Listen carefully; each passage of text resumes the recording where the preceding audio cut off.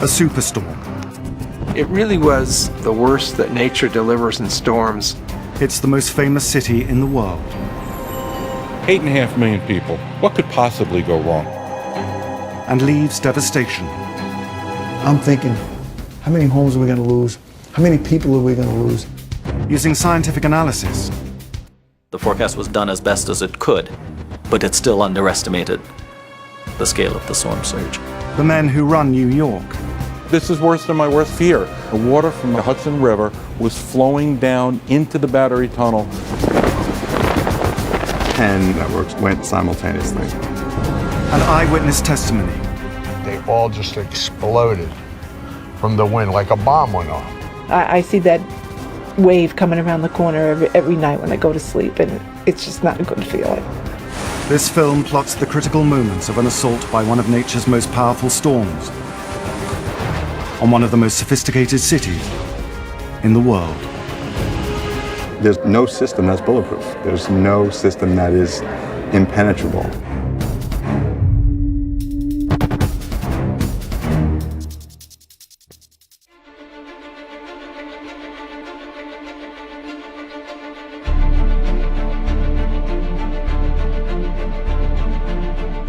New York, one of the most famous cities in the world.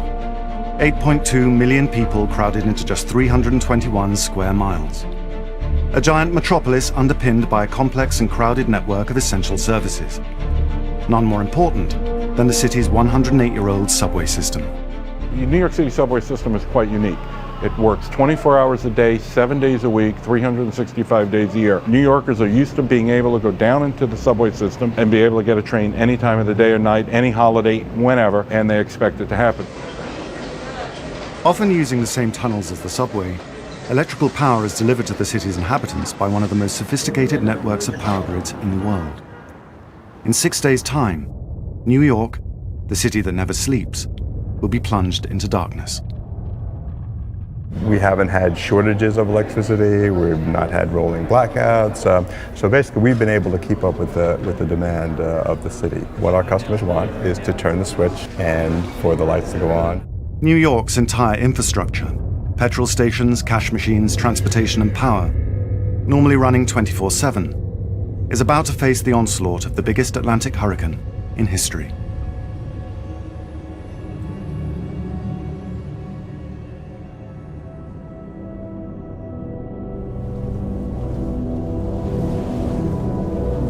About 1,500 miles to the southeast in the Caribbean Sea, a hurricane is forming.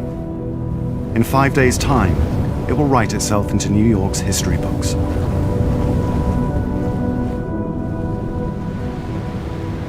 Hurricanes are systems that are born in the tropics, and they need to have 26 degrees Celsius, approximately 80 degrees Fahrenheit water, to get the systems going. Air heated by the ocean rises up into the sky. This moist ocean air forms huge clouds. Air rushes in to fill the void, and a cycle of circulation from bottom to top and back begins. This huge volume of circulating air is sitting above the rotating Earth. Air accelerates towards the low-pressure center of the storm and interacts with the spin of the Earth, causing the winds to turn anti-clockwise. This is the birth of a hurricane.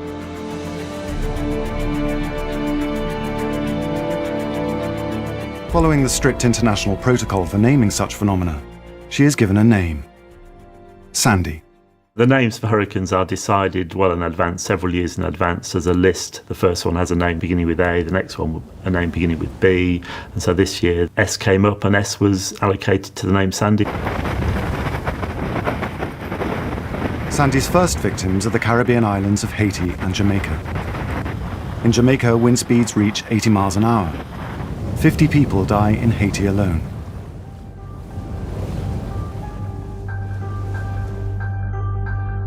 Most Atlantic hurricanes follow one of two paths. Some veer northwest across the Gulf of Mexico, like Hurricane Katrina, which breached the sea defenses of New Orleans. Others head due north, eventually falling off to the east into the cold waters of the North Atlantic. Deprived of the warm water that powers them, they die. But Sandy's destiny is to take an altogether different path, bringing her into conflict with one of the best-known cities in the world. 4,600 miles away from Jamaica, in Reading, England, European meteorologists are processing data from the hurricane with increasing anxiety. The conventional wisdom said that Sandy would move towards the northeast and then it would die and not affect land. But there are suggestions that the hurricane might not behave in the normal way and might actually, instead of turning to the northeast, it might turn towards the northwest. When the European Center model came out, the reaction was, this is a really dangerous possibility, but it's so far in advance, we're going to just have to watch this. The European prediction is based on an advanced forecasting model. To hit New York, Sandy will have to experience a highly unusual sequence of meteorological events. There's a once-in-a-lifetime chance of her becoming that perfect storm and attacking the coast.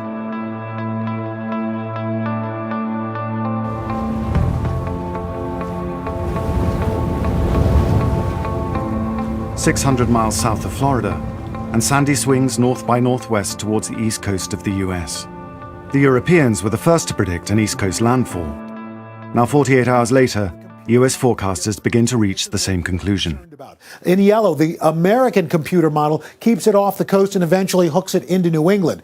The European model, which historically is the more accurate of the two long range, by Sunday keeps it close to the East Coast, and then early on Monday brings it into the Delmarva Peninsula south of New Jersey. Which people start to think, okay, what if this happens?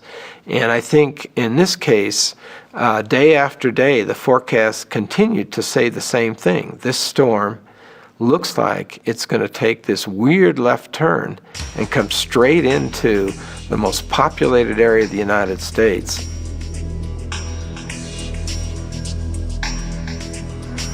Atlantic hurricanes rarely turn west and head directly inland. Seasoned storm chasers like Scott McPartland can hardly believe their luck.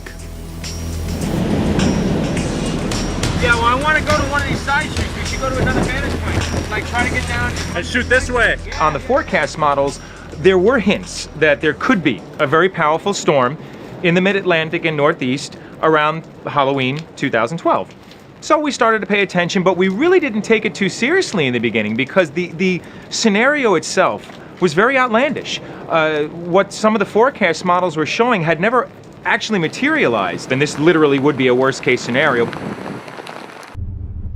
The National Hurricane Center is based in Miami, Florida. It issues a likely impact warning to the city authorities. One of the first people to respond is Joe Loader, chairman of New York's Transit Authority and the boss of its entire subway tunnel system. On the Thursday before was our very first meeting where we actually thought that Hurricane Sandy, was going to actually reach New York. There were all kinds of estimations, and meteorologists will tell you this and tell you that, but every one of them was consistent that we were going to get a surge in New York. I was skeptical initially, like a good New Yorker would be.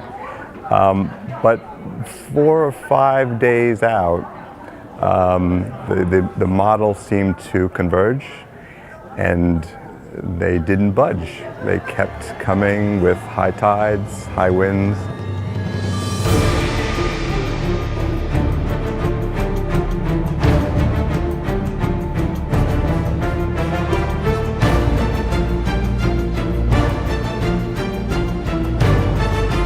Sandy leaves the Caribbean behind, skirting past the Florida Panhandle.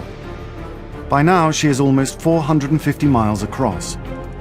She is about to take a critical step that could only have happened under very unusual environmental conditions. In a traditional hurricane season, there's a high-pressure system that kind of lives over Bermuda. It's called the Bermuda High. And generally speaking, Atlantic systems will kind of come along the bottom side of that high and then kind of curve around it and move its way back out into the eastern Atlantic. Whereas Sandy, once it started moving north, it couldn't move east. That Bermuda High was not there.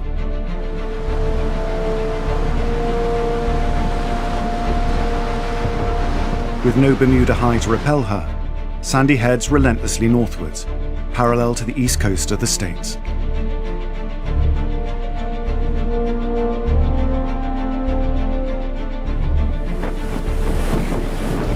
Though Sandy is still 240 miles off the US coast, her storm-force waves and winds batter Miami and North Carolina, knocking out highways and causing huge damage to property.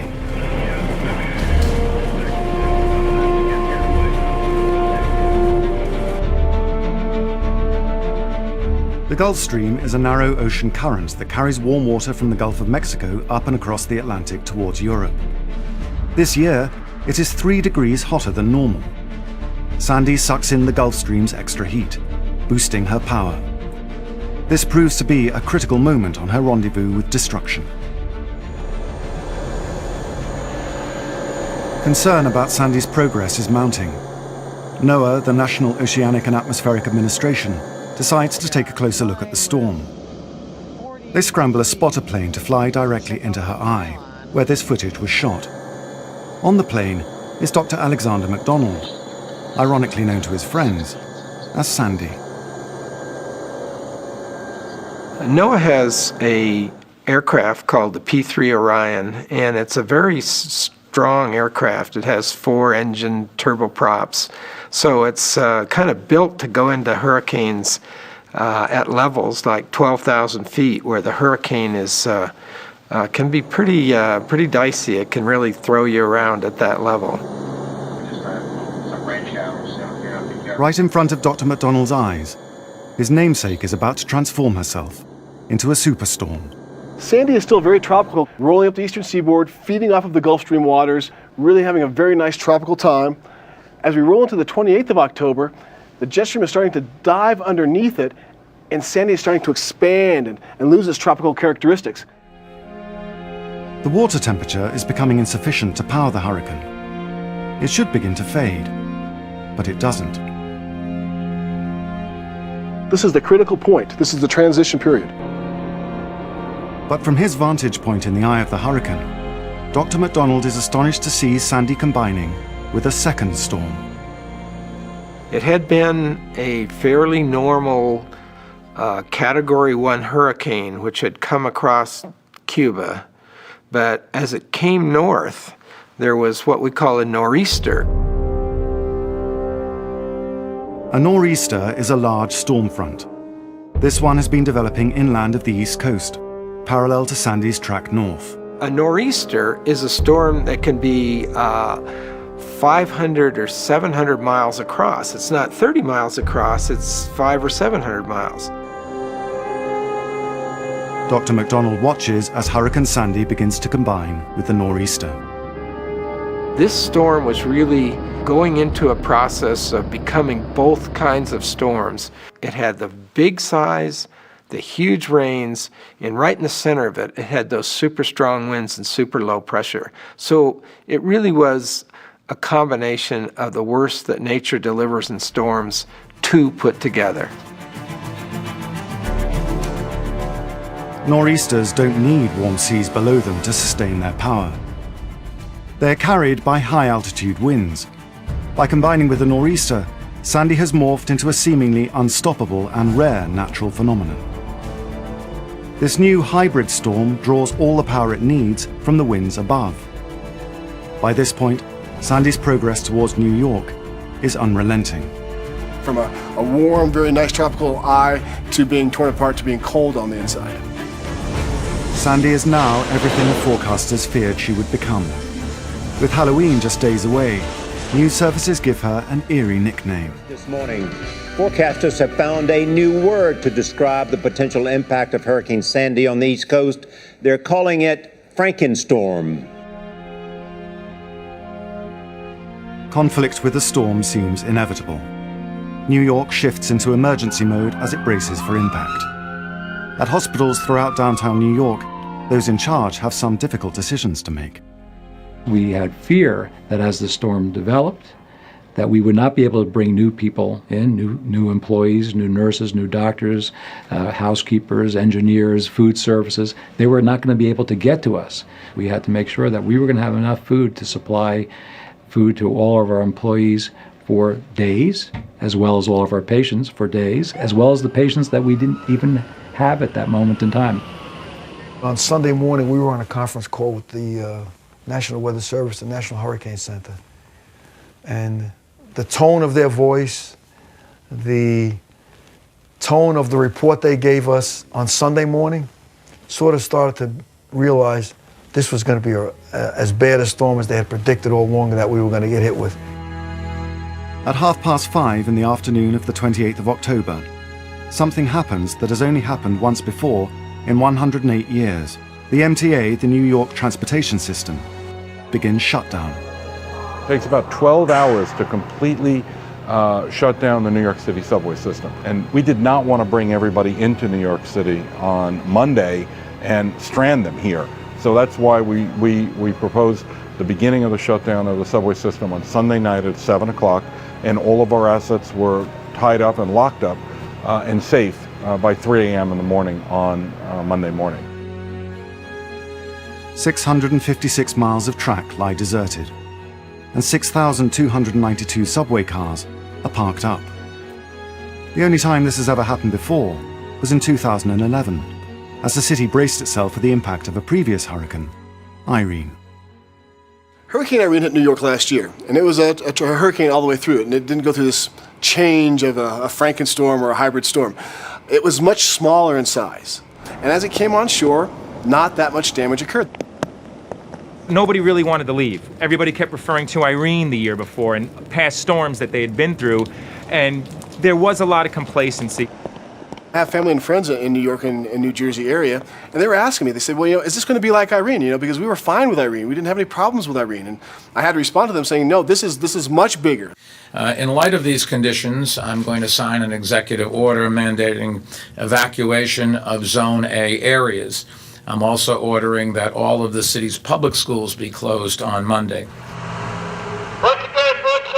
Believing that Sandy would spare New York in the same way that Irene had a year earlier, many New Yorkers ignored Mayor Bloomberg's instructions to evacuate low-lying areas of the city. In less than 24 hours' time, the world would discover what a mistake that was.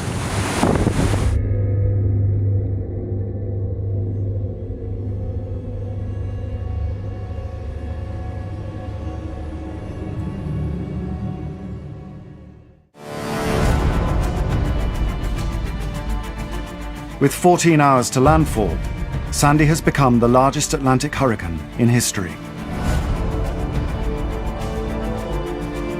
She runs headlong into a massive system of high pressure, which blocks her path. At this crucial moment, Sandy's encounter with this jet stream forces her to make a sharp left turn, straight towards New York.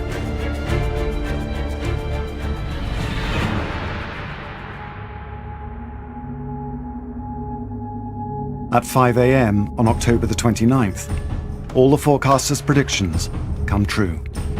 All doubt has now gone.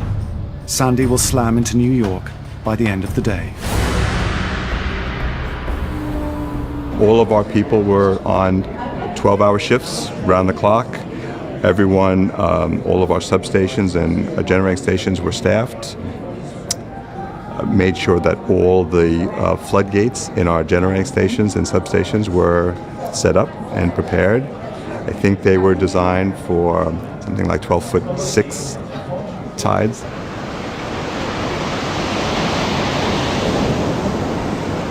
All air traffic in and out of New York and New Jersey is grounded. At 7:41 a.m., the New York Stock Exchange is closed for the first time since 9/11. Sandy is 310 miles from New York, and the water is already washing over the edges of lower Manhattan. This is the beginning of what's known as a storm surge, a wave of high water created by storm force winds. The wind is actually stacking the water up on top of itself and forcing it to pile up.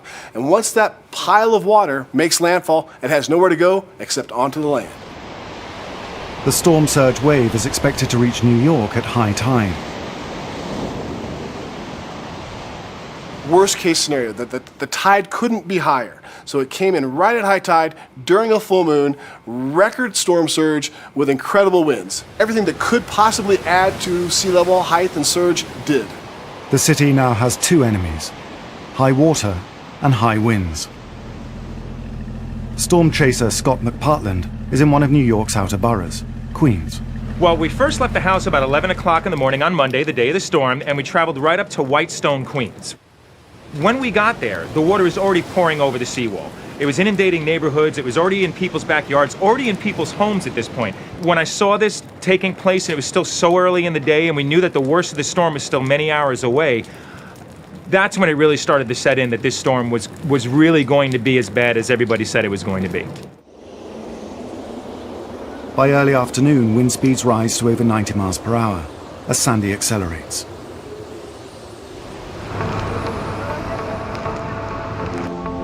Scott is tracking Sandy's path. Got over to Rockaway Bridge, and it was right about 4 o'clock in the afternoon. And the first thing I noticed was how much water had already come in.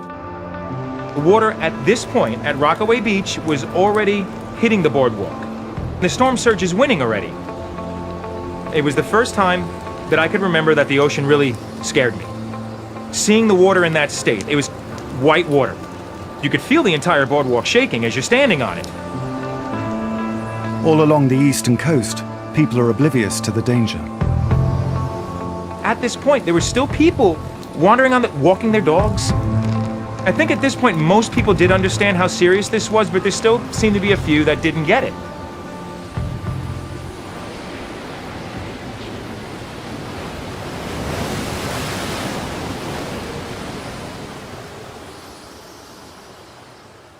Rockaway is a popular beachfront resort in the evacuation zone. Like many of her neighbours, Shatisha Hayward decides to stay put with her 6 children. I kept saying to myself, please don't let this roof just fly off, because you can hear the house as the side of it started to fall off. You can hear the wind rocking back and forth, and the windows, it just was like a whistle. We started rocking, and I'm like, okay, this is feeling more like an earthquake. And then the lights start to flicker on and off. Then they went off. They came back on, and then around 5:30, they were completely out, and it was dark. It was just like, Mom, the lights went off, turn the lights back on. And I'm like, I can't turn the lights back on.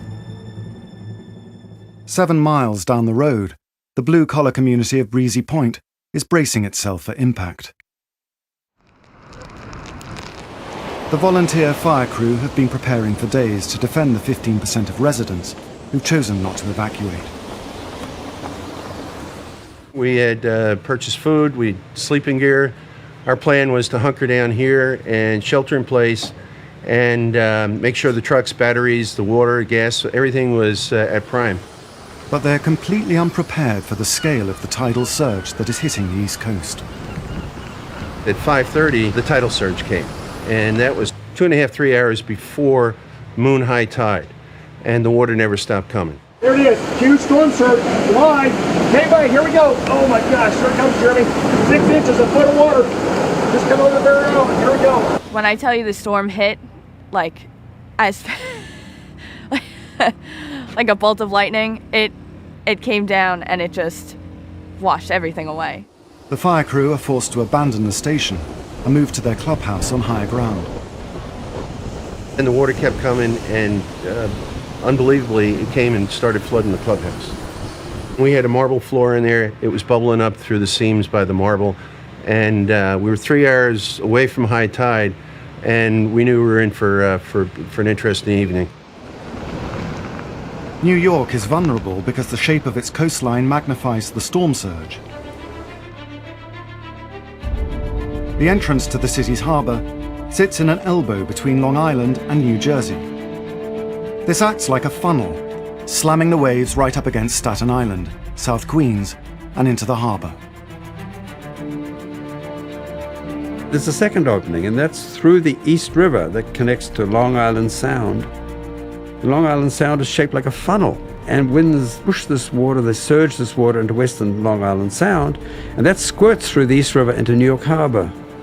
So New York Harbor is getting surges from 2 directions at once, and that's what makes it particularly fearsome.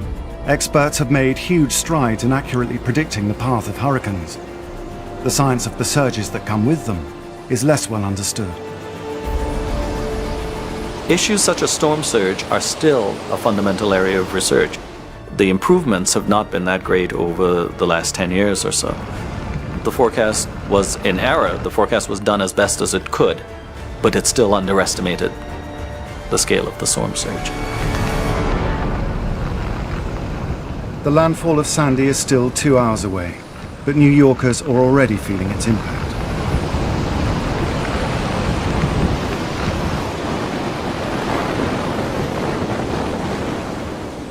On the Rockaways and across the region, the surge inundates the streets. It got darker, the water started to rise, and my 14-year-old son, he came and he said, "Mom, the water is over Dad's car." So I'm like, no, the water can't be over Dad's car. When I looked out the window, the water was over my husband's car. You can hear people screaming, "Help." It was like a nightmare, like a pitch black movie.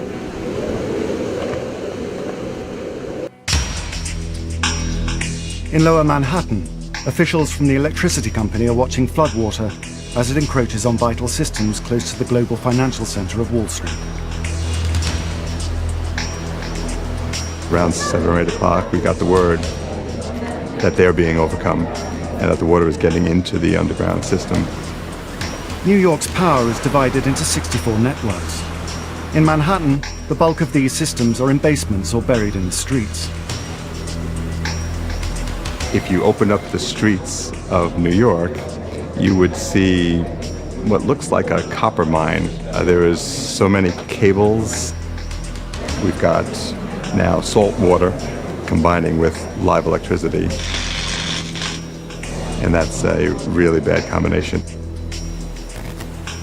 It was very tense, and we were now in this mode where we were going to have to pull the plug on these networks. This preemptive shutdown kind of goes against our nature. To shut things down when our nature is to keep things running. For the first time in its history, power is switched off on the world's biggest financial center, Wall Street. We knew how important it was and the global impact that it would have. On Staten Island, it's the storm, not the power company, that has plunged this community into darkness. Power is failing erratically across the region. I stayed to about 7:30, 8 o'clock. Tried moving cars up the few blocks that way. By the time I came back here to get dry clothes out of the house, the water was probably up to here on me. It was like a tidal wave. Boom, in. Michael Clark's parents, Linda and Bob, live around the corner. Like many in the evacuation zones, they're reluctant to abandon the family home. We have 2 dogs and a cat. And he said, oh, and chickens. He had 2 chickens, which I think he's worried about more than anything. But doing a backstroke. He said, oh, I think we'll stay. I think we'll stay. When Linda finally makes a run for it, it's too late. I put the key in the ignition and I looked up and I saw a wave of water coming around Cedar Grove Avenue. And I said, oh my God. And I went to get out of the car because I realized it wasn't going to start. And the wave hit the car and I had to push my way out of the car because the water was coming against the door. And I tried to make it to the back of the house. The water was pushing me away. I was screaming. Bob came running out and he pulled me up. He helped me get up the stairs. He pulled me out of the water. And we ran for the bedroom because he said, we have to get in the attic. We have to get in the attic.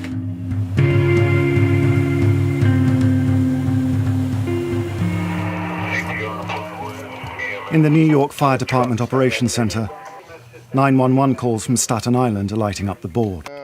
People were calling that they were trapped. Just dealing alone with Staten Island would have been enough for the department without anything else going on. So that was another point of concern for me, in that Staten Island was really, really being, wiped out. I live on Staten Island, so my family was there. In the rest of the city, neighborhoods that are on higher ground are spared the worst of the storm. I was listening to the news and hearing about what was coming to the areas on the shore and realizing this seemed like it was going to be a substantial storm. But I didn't have any real concerns for our safety or comfort in where we were in Brooklyn. Marsha's 24-year-old son, Jake, decides to go out and see a friend. When Jake said he was going out, and I knew they kept saying the peak of the storm will be in 40 minutes. I said, Jake, I don't think this is a really good time to be going out. And he said, well, Jesse needs me to come over. And that was it. I mean, Jesse needed him, and he went. At 8:11 p.m. on October the 29th, the eye of Superstorm Sandy hits the coast of New Jersey. Once the eye makes its way onto land, that's the most intense part of the system. The eye wall is where all that energy and wind energy is at. Guy Ferraro is on the Jersey shore. Wind speeds now are almost 100 miles per hour. A wind came through here like I've never seen. Sounded like a train coming. I had like 10 sliding doors all in a line in the back. They all just exploded from the wind like a bomb went off. And then minutes later, the whole roof went up in the air. It was like a Wizard of Oz. There was 2 big boats my friend had here. They were just motoring right down the middle of the street. Faster than I would ever imagine. I bet you those boats were doing 20 miles an hour. I called my wife. I told her that I was sorry that I didn't leave and that I wasn't sure I was going to get out of this one. You know, I really didn't know. Back in the Rockaways in New York, Shatisha Hayward is now trapped by floodwaters with her 6 children. She's calling 911. We got a voicemail, and it was saying, you know, everybody call is important, you know, leave a message, but I wasn't leaving no message. This is 911. So I was able to get on Twitter, and, you know, I tweeted, and, you know, I was like, you know, a huge shout out to the FDNY. At the Fire Department Control Center, Press Officer Emily Raheny is inundated with desperate tweets for help. I started getting a lot of tweets from people who said they did not have phone service. A lot of them still had some connectivity with their phones to something like Twitter, and so that was just their way of reaching out somehow to get to somebody to help them. Amongst the thousands of tweets, Shatisha's caught her eye. She and her 6 boys were trapped in their house. Floodwaters were rushing in, and she was really panicked. She didn't want to see her children in danger. And I knew I had to do something to help, so I started calling fire department dispatchers.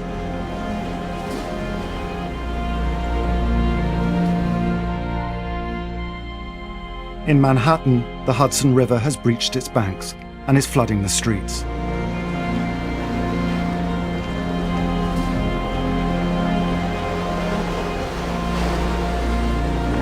At 8:30, it pours into a critical electrical substation. Salt water hits 13,000-volt cables.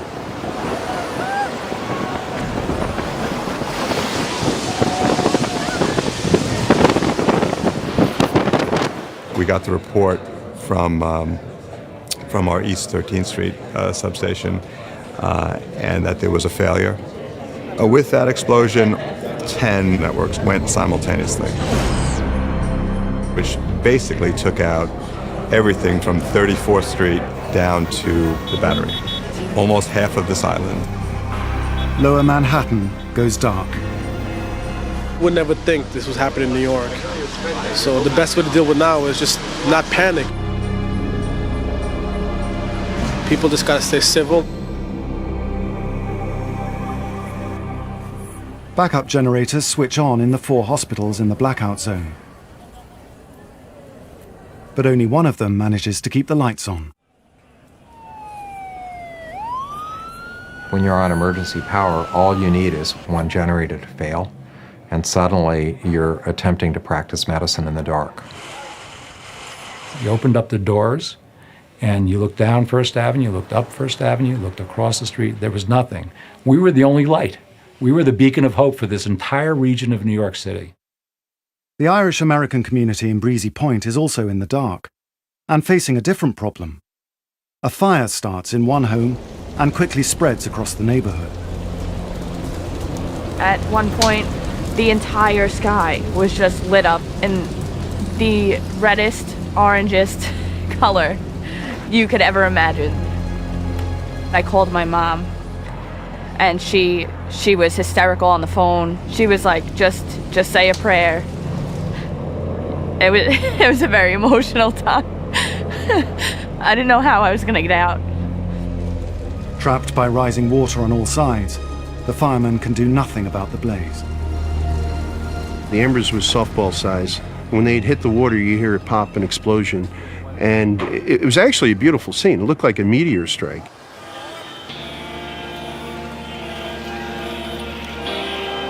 "9:30 p.m. In parts of Manhattan, waves are reaching record heights of 25 feet above sea level.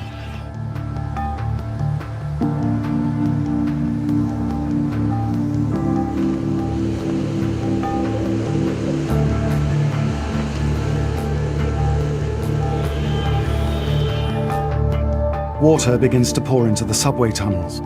MTA chief Joe Loader sees his network overwhelmed. This is worse than my worst fear. The water from the Hudson River was flowing down into the Battery Tunnel. There were white rapids. It sounded like a waterfall. Each tunnel had 43 million gallons of water. Over 6,000 feet, more than a mile, filled with water. Floor to ceiling, side to side, completely filled up. At the fire department command post, trouble is coming from every direction. But I got a 6-alarm fire in Breezy Point. I got tons of people trapped in the water.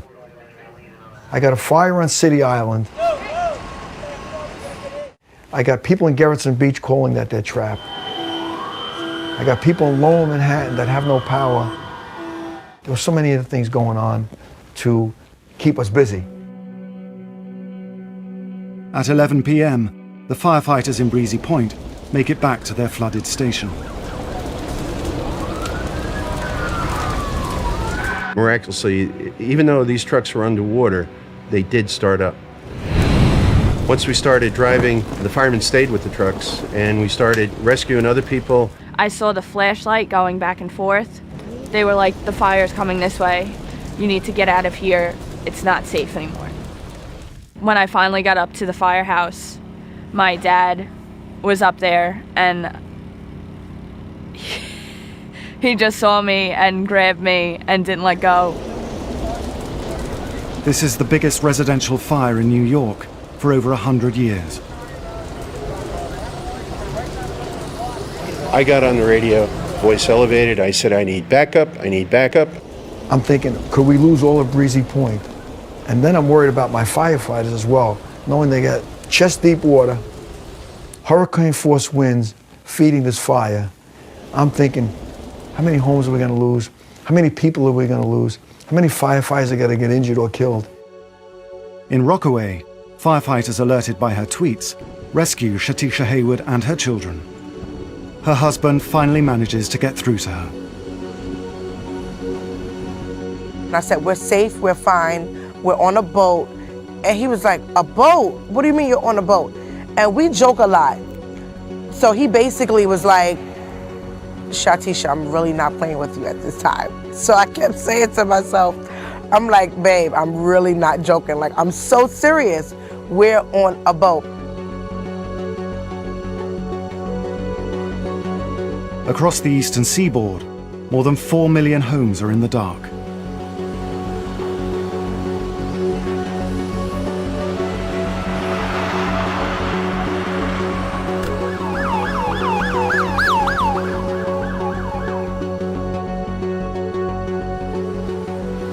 In New Jersey, Guy Ferraro has been trapped in a half-sunk car for nearly 5 hours. The tide was going out, and by then my legs were completely numb. I couldn't feel them at all. I was only in pajamas at that point. I waited until I saw the police lights. And I knew that I couldn't stand the cold too much longer. And I knew I could get across that road. It was just bedlam here. People screaming for hours and hours and hours for help, you know.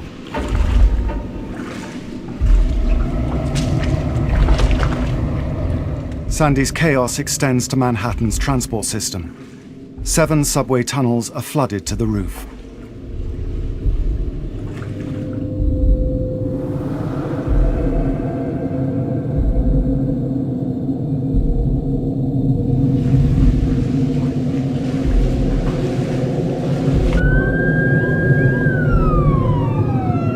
The emergency services are now receiving 20,000 911 calls every hour.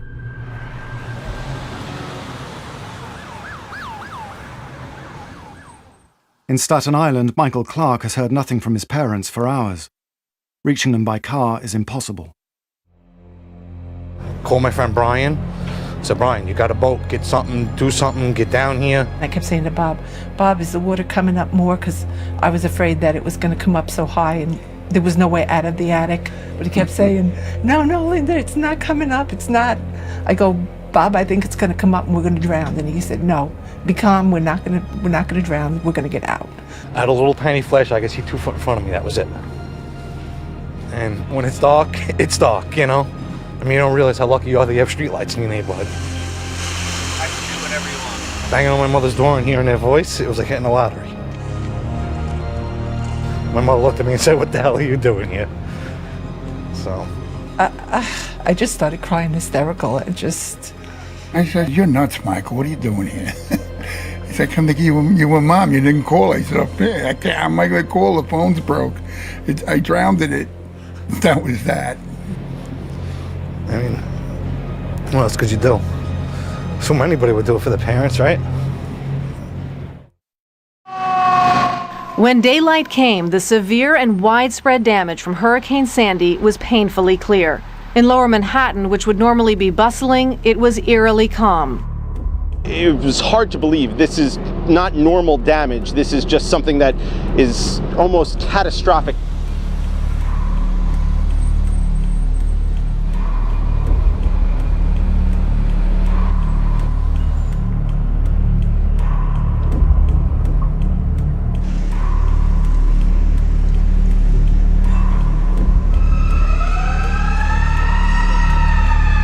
Lower Manhattan, Jersey Shore, and Staten Island are like war zones. Sandy has now killed at least 10 people in the USA. The numbers continue to rise as rescuers pick through the devastation.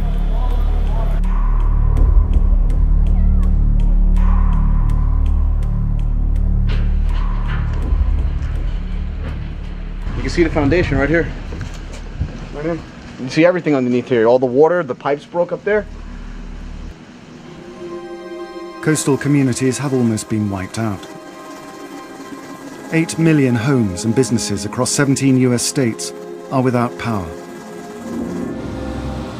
Landlines and mobile signals are down, making contact with relatives difficult.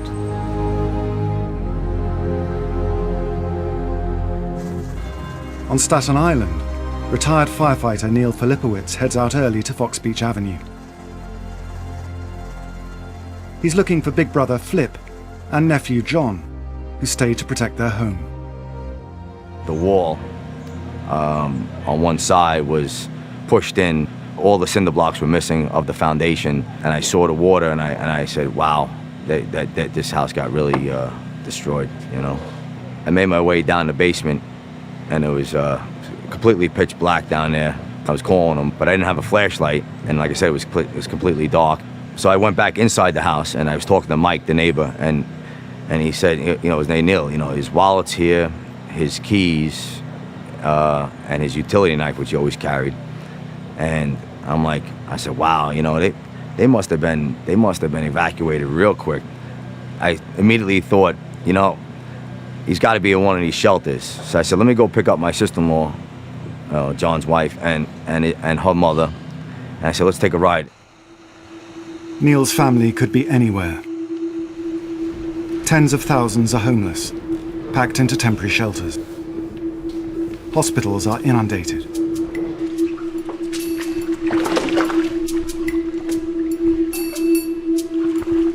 Across town in North Brooklyn, Marcia Sikowitz still hasn't heard from her son, Jacob.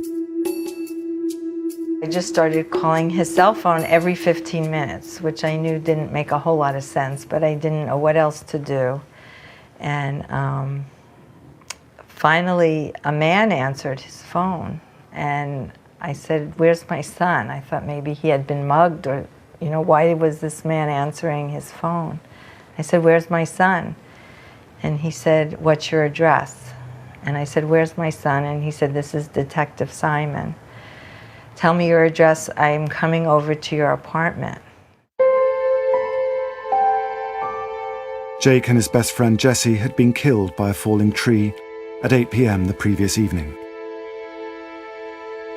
It took the overwhelmed emergency services nearly 12 hours to recover their bodies. One of my neighbors said there was a disturbance in the force, you know, the force of goodness of Jake and Jesse.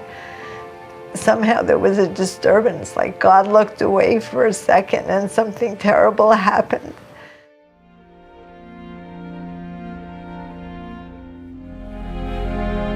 Neil Filipowicz spends hours searching for his brother and nephew. A bunch of people said, I didn't see Flip. So at that point, my sister-in-law became very alarmed. She said, he's not in touch with us. He's not in a shelter. There's got to be something wrong. Neil returns to his brother's damaged home, looking for clues. Like I said, when I came in, I didn't get very far, and I panned from this way here around with a good flashlight that I had, and I went to the left, and I saw on this area right here a hand, and I was praying, please let that be a doll's hand, you know. I reached in my right hand and I pulled up, and I could see my brother's face, and right behind it was my nephew's. They came up together out of the water, and I seen my brother had his other hand, his right hand, around his back, and my nephew was holding him around the waist with his head buried like in his chest. And I could only think that they knew they were gonna die, and they just grabbed a hold of each other, and you know, and to say, you know, I got you. There's no words to describe that feeling, because like I said, he was my idol, and little John was a prince that didn't deserve to die like that, you know.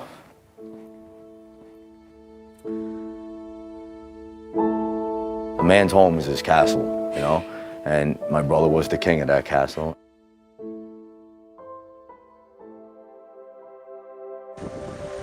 Across the bay at Breezy Point in Queens, residents are discovering the true extent of the fire damage. 111 of 2,800 homes have been consumed by the flames. Incredibly, not a single person has died, owing much to the efforts of local volunteer firefighters. Pulling up to the scene on the south edge and seeing the flames just in the sky, and then walking into the fire. That memory will never leave. And seeing my men, you know, just unrestrained and motivated without any fear, and so dedicated to others and not themselves. It's so outstanding. I'm so proud of them. The city is paralyzed. It wasn't just the subway system that was damaged. We actually, on the Metro North Railroad, the Hudson River came up. We actually had a 40-foot boat across our tracks. We didn't know at that point, we had no idea the severity of the situation. We knew it was bad, but we just didn't know how bad it was. These were underground rivers. These tunnels became underground rivers. When I came down here, and all I saw was a wall of water. I said, holy cow. I could never imagine to see that much in my lifetime here, which is over almost 20 years. I've never seen anything this bad. New Jersey has been hit hardest. The amusement park is submerged by the surf. Miles of historic boardwalk destroyed. 5,000 people are in shelters. In Lower Manhattan, electricity company Con Edison must jumpstart power, even though parts of the system are still immersed in salt water. These folks are working with high voltage, high pressure, high temperature, heavy machinery. It is dangerous work on any day.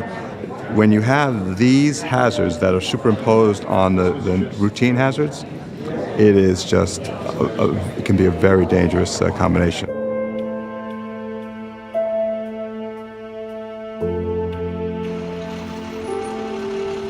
Fuel is in short supply. Food deliveries are struggling to get in. New York's success was founded on its integrated infrastructure. But without power, the city systems unravel. We tend to take for granted that our phones are going to work, water's going to come out of the tap, the lights are going to come on when we flick a switch. And events like Sandy do bring home to us the fact that if those things don't work, we can be very vulnerable. The heavy reliance on single transportation networks, the heavy dense concentration of power plants and other facilities along the coast, the fact that there's so much interlinking between these economic sectors, which actually is very valuable from the standpoint of productivity, is also the thing that can create vulnerability, because when one piece goes down, it's a link that disappears.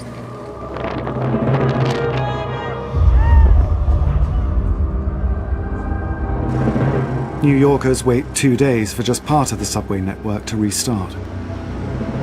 We do have some escalators. They're shot, but the stairs still work just fine, and you can get down quite easily. It wreaked havoc in certain parts of the system, but not such havoc that it's completely and totally destroyed, because the subway system is relatively simple. Staircase, hole in the ground, another staircase, and it just keeps going and going, so we can make the city as mobile and move everyone around as quickly as we possibly can. People are in darkness for 4 days before power is restored. We have always felt that we had the most reliable electric system in the world, and we certainly had its Achilles heel hurt in this storm. Whilst the lights come back on in Manhattan, outlying areas like Staten Island are still without power. Many residents feel unsupported given the scale of the catastrophe. Nobody was here the first day, day after, even the third day to have that response. It was quite disgusting in plain English. The neighbors and everybody you see here were the first responders before anybody. But, I guess this is what it is. I guess the environment's changing, and, something we're going to have to prepare for in the future. A lot of people want to discuss Sandy in the context of climate change. And while we are experiencing climate change, we still don't know the impacts on current weather. We have seen a spate of strange weather events in this year. Whether we can attribute that to climate change or not probably requires more research. Expert opinion is divided on whether New York will face more frequent and destructive hurricanes in the future. We know we're locked into up to a metre of sea level rise by 2100. And therefore, there is a small but finite chance of storm surge heights which are greater than those experienced during Hurricane Sandy. There is no guarantee of safety for those who choose to rebuild as before. People want to rebuild their lives. They want to go back to the place, and quite reasonably, we then tend to put things back in the places that they were prior to the event. In other words, into places of risk. New York will have to rethink the vulnerabilities of its infrastructure. As someone said once, when there's an airplane accident, One doesn't simply say, let's go back and put the same wing on. There's no system that's bulletproof. There's no system that is impenetrable. There's only a couple of possibilities. Make it submersible or raise it up above where the tides can get to, or maybe some combination of those things. Professor Malcolm Bowman is an expert on storm surges and has an audacious solution. The time has come for a series of storm surge barriers to protect New York, northern New Jersey, and parts of western Long Island Sound from this ever happening again. The barriers would take decades to build and cost at least $10 billion.